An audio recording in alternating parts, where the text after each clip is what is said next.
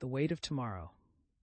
The morning sun painted the Thornton homestead in shades of amber and gold, but Sarah Mackenzie barely noticed. She sat at the kitchen table, her hands wrapped around a cup of tea gone cold, her eyes fixed on the eastern horizon where the trail from Medicine Hat cut through the prairie grass. 3 days. 3 days since Daniel had ridden out with that young constable, chasing after her father and Samuel Thornton. 3 days of waiting, of Martha's gentle reassurances, of trying not to imagine all the ways men could die on the frontier. "You should eat something," Martha said, setting a plate of biscuits and preserves on the table. The older woman's face was lined with her own worry, though she wore it with the practiced stoicism of someone who'd spent decades watching men ride into danger. "I'm not hungry." "I know. Eat anyway." Martha sat down across from her, her hands folded on the worn wood. "Starving yourself won't bring them back any faster, and Daniel will have my hide if I let you waste away while he's gone." Despite everything, Sarah felt a faint smile tug at her lips. "He won't blame you." "No, but he'll fuss over you something terrible, and I'll have to watch it." Martha's eyes crinkled with warmth. "That boy's been sweet on you since the first time he saw you at Sunday service, looking like a wind-blown sparrow in that faded dress." Sarah felt heat rise in her cheeks. "Martha? Don't Martha me. I've got eyes, girl, and I saw the way you looked at him before he rode out, like he was carrying your heart in his saddlebag." The words struck too close to truth. Sarah took a shaky breath, her fingers tightening around the teacup. "What if something's happened to him? What if? Then we'll face it when it comes." Martha reached across the table, covering Sarah's hand with her own. But borrowing tomorrow's grief won't make today any easier. Before Sarah could respond, a sound drifted through the open window, the distant thunder of hoofbeats. Both women froze, then moved as one toward the door. Sarah's heart hammered against her ribs as she stepped onto the porch, shading her eyes against the morning glare. 4 riders, maybe 5, coming fast from the east. Too far to make out faces. But something in the way they rode, urgent but not panicked, made her breath catch. "Is that?" she started. "Can't tell yet," Martha said, but her voice carried a tremor of hope. The riders drew closer, and Sarah's vision blurred with sudden tears. The lead horse was Daniel's bay gelding, and the man in the saddle sat tall despite the bandage visible on his left arm. Behind him rode her father, her mother, Samuel Thornton, and, her heart soared, a red-coated mounted police constable. Sarah was running before she realized she'd left the porch, her feet flying over the packed earth of the yard. Daniel saw her coming and reined in, swinging down from his horse with a grimace that suggested his wound pained him more than he'd admit. "Sarah," he started, but she crashed into him, her arms wrapping around his chest with enough force to make him stagger. "You're alive," she whispered against his shirt, breathing in the smell of horse and dust and him. "You're alive." His good arm came around her, holding her close. "I'm all right," he murmured into her hair. "We're all right." She pulled back just enough to look up at him, taking in the exhaustion in his face, the dried blood on his sleeve, the way his eyes softened as they met hers. "You're hurt." Barely a scratch. Blackwood's man had worse aim than he thought. The name sent ice through her veins. "Blackwood is under guard in Medicine Hat," her father's voice said. Sarah turned to find James dismounting, her mother already on the ground beside him. "Badly injured, maybe dying, but he won't threaten anyone again." Eleanor crossed the yard in quick strides, pulling Sarah into a fierce embrace. "Thank God," she breathed. "Thank God you're safe." "Mama." Sarah clung to her mother, feeling the tremors running through Eleanor's frame. "Papa, what happened?" James joined them, his arms encircling both his wife and daughter. For a long moment, they simply stood there, a knot of family holding each other against the weight of all they'd survived. When they finally separated, Sarah saw tears on her father's weathered cheeks. "It's over," he said quietly. "The worst of it, anyway. Blackwood's crimes are exposed, the mounted police have the evidence, and we're all alive to tell the tale." "Come inside," Martha called from the porch, where she stood with her arm around Samuel's waist. "You all look like you could use a proper meal and a chance to sit down without watching your backs." The kitchen filled with voices as the story poured out over coffee and Martha's hastily prepared meal. Sarah listened with growing amazement as her parents described the chase, the confrontation in the canyon, the moment when Blackwood's horse had fallen and taken him down the rocky slope. "Sergeant Morrison has men watching him around the clock," Eleanor said, her hand resting on James's arm in a gesture of casual intimacy that Sarah had rarely seen between them. "Doc Harrison says even if he survives his injuries, he'll face trial for William Garrett's murder." "And the mine?" Sarah asked. "What about our claim?" James exchanged a glance with Eleanor, something unspoken passing between them. "That's complicated," he admitted. "Morrison says we'll need to file a formal claim with the territorial government, prove the silver deposit exists, navigate the legal tangle of Blackwood's estate. It could take months, maybe longer. But the homestead? Sarah's chest tightened. The bank debt? Blackwood held our note, Eleanor said. Along with notes on half a dozen other homesteads, his estate will be tied up in probate for months, which means the bank can't foreclose until the legal situation is resolved. We have time. Time to plant a late crop, James added. Time to rebuild. Time to figure out what comes next. Sarah looked between her parents, seeing something new in the way they sat close together, the way her father's hand found her mother's, the way they seemed to breathe in rhythm. "What happened out there?" she asked softly. "Between you two?" Eleanor smiled, a real smile that reached her eyes. "We remembered how to talk to each other," she said. "How to be partners instead of two people pulling in different directions." "Your mother rode with the mounted police to find me," James said, wonder still evident in his voice. "Insisted on it, from what Morrison told me. Wouldn't take no for an answer. Someone had to make sure you didn't do anything foolish." Eleanor said dryly, but her eyes shone with affection. Daniel cleared his throat, drawing Sarah's attention. "There's something else," he said, his gaze moving between James and Eleanor. "Something I need to say while we're all here." The kitchen went quiet. Sarah felt her pulse quicken as Daniel stood, his hand unconsciously moving to rest on the back of her chair. "Mr. Mackenzie, Mrs. Mackenzie," he began, his voice steady despite the color rising in his cheeks.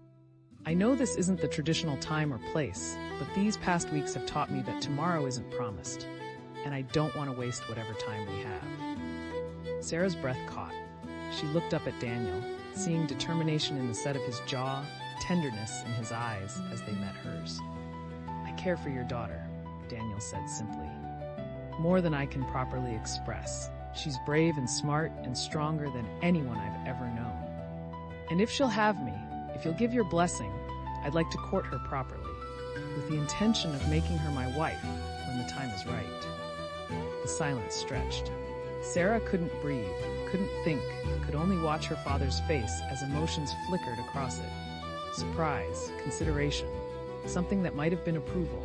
James looked at Eleanor, that wordless communication passing between them again. Then he turned to Sarah. "What do you want, daughter?" The question was so simple, so direct, that it took her a moment to process it. Her father was asking her, not telling her, not deciding for her, but asking what she wanted. Sarah looked up at Daniel, at this man who'd risked his life for her family, who'd seen her at her worst and her best and wanted her anyway. "I want," she said, her voice gaining strength, "to see where this leads, if that's all right with everyone." A slow smile spread across James's face. He stood, extending his hand to Daniel. "You're a good man, Daniel Thornton. You've proven that a dozen times over these past weeks. You have my blessing and my gratitude." Daniel shook his hand, relief evident in every line of his body. "Thank you, sir. But," James added, his expression turning stern even as his eyes twinkled, "if you hurt her, you'll answer to me, and to her mother, who's considerably more frightening than I am." "James," Eleanor protested, but she was smiling. Martha wiped her eyes with her apron. "Well," she said, her voice thick with emotion, "isn't that just about the nicest thing I've heard in a month of Sundays?"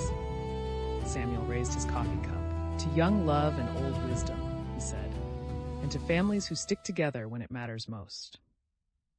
They drank to that, the kitchen filled with warmth and laughter and the kind of hope that comes from surviving the worst and finding something precious on the other side.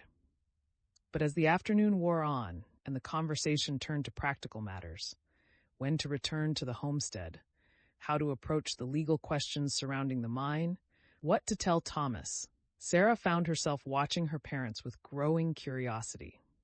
There was something different about them, something beyond the obvious partnership they'd forged. A secret, perhaps, or a private understanding that showed in small gestures and shared glances. It wasn't until they were preparing to leave, the horses saddled and goodbyes being said, that Eleanor drew Sarah aside. "There's something you should know," her mother said quietly. "Something your father and I decided together, out there in the rough country." Sarah waited, her mother's serious expression making her stomach tighten. "If the mine proves out, if we can establish our claim and the silver is as rich as those letters suggested, we're not keeping all of it for ourselves." Eleanor's voice was firm, decided. "The Thorntons, the Campbells, the Reeds, all the families who stood with us when it mattered, they'll share in whatever comes from it. Not charity, but partnership. The kind of community your father should have been building from the start." "And if the mine is worthless," Sarah asked, "then we'll still have our land, our home, and people who care whether we live or die. That's worth more than silver anyway." Eleanor squeezed her hand.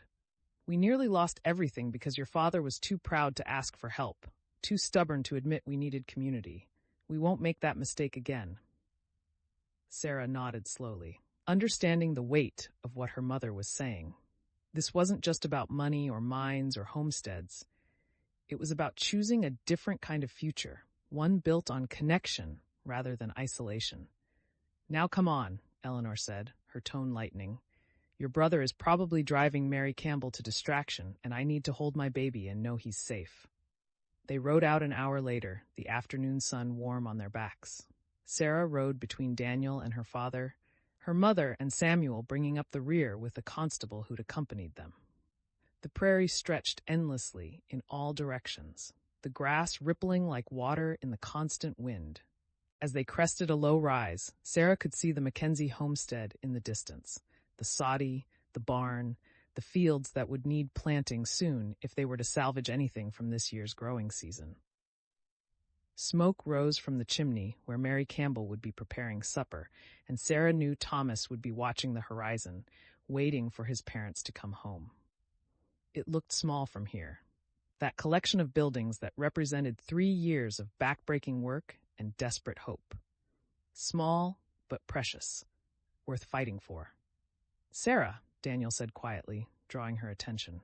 He'd moved his horse closer, close enough that their stirrups nearly touched. "When things settle down, when your family's had time to breathe and figure out what comes next, I'd like to take you for a proper ride. Just the two of us, maybe out to the creek where the cottonwoods grow." She smiled, warmth spreading through her chest. "I'd like that. And maybe," he continued, his voice dropping lower, "you could tell me about what you want. For your future, I mean, beyond just surviving." The question caught her off guard. In all the chaos of the past weeks, she hadn't let herself think about wants beyond immediate safety. But now, with the worst behind them and possibilities spreading out like the prairie itself, she found herself considering it. "I want," she said slowly, "to learn things, real things, not just how to cook and sew and keep house. I want to understand the world, maybe even see some of it someday." "Then we'll figure out how to make that happen," Daniel said simply, as if it were the easiest thing in the world. They rode on in comfortable silence, the homestead growing larger with each mile. But as they drew within a quarter-mile of the buildings, Sarah noticed something that made her straighten in her saddle. A wagon stood in the yard, a fancy rig with a canvas top, pulled by a matched pair of grays. Not a neighbor's wagon, and not one she recognized from Medicine Hat. James had seen it too. His hand moved to the rifle scabbard on his saddle, though he didn't draw the weapon. "Stay alert," he said quietly. As they approached, a man emerged from the soddy, tall and lean, dressed in a dark suit that looked absurdly formal against the rough prairie backdrop. He wore spectacles and carried a leather satchel, and something about his bearing suggested education and authority. Mary Campbell appeared behind him, Thomas clinging to her skirts. The boy's face lit up when he saw his parents, and he would have run to them if Mary hadn't held him back. The stranger waited patiently as they dismounted, his expression neutral, but his eyes sharp as they took in the group. James stepped forward. positioning himself slightly in front of Eleanor and Sarah. "Can I help you?" James asked, his tone carefully polite. The man removed his hat, revealing thinning hair and a high forehead. "Mr. James Mackenzie? I'm Edmund Whitmore, attorney at law from Calgary. I've been retained to handle the legal affairs of Cornelius Blackwood's estate." He paused, his gaze sweeping over the assembled group. "And I'm afraid I have news that complicates your situation considerably."